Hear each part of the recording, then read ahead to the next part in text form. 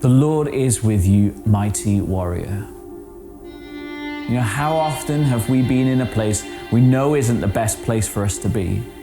Whether by our own decisions, dictated to by environment, or just through circumstance, we can find ourselves, just like Gideon, hiding away. However, I want to encourage you today. God speaks in those hidden moments. He calls us out into our future in spite of our present. He sees more in us than we or those around us can, seeing all that we can be. He sees the potential in us even in our hiding. God calls Gideon a mighty man of valor in the midst of his fear. He didn't wait for Gideon to show an act of courage before identifying that characteristic in him and calling it out of him. Now, Gideon's opinion of himself was vastly different to what God thought. But we can rely on the promise that He is always with us, and the battles that we face, we don't face alone. Find security in what He has spoken over you. When we realize that we have found favor with God, that His voice is the truth, when we align ourselves with the Holy Spirit and His word over us, then we can take on anything courageously. When we are secure in the call and confident in the caller, God, then we find a sense of peace.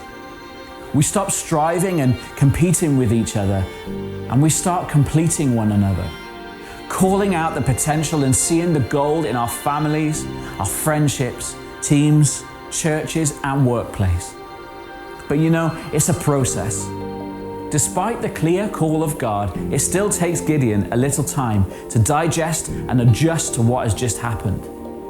Even though an angel of the Lord manifested right in front of him and gave clear instruction, Gideon wasn't automatically the most daring, fearless warrior that Israel had ever seen.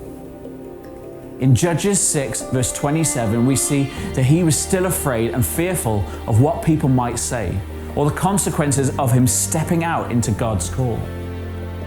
I think that so often we get frustrated in the process, especially in others, where we see great potential, sometimes lethargically plodding along, when we long to see it run.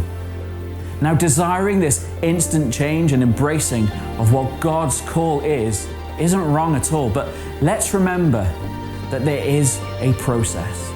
Let's be willing to extend grace to each other and to ourselves as we seek to work out and walk out what God has called us to. Why not spend some time praying for God to speak to you about His call over your life? Be open to the prophetic words for others too. Ask God to help you be secure in the truth that He has spoken and rest in who you are in Him. Don't beat yourself up if you feel like you're stuck in a wine press. Instead, commit to the process. Let His word over you draw you out and into the call of God over your life. Bless you.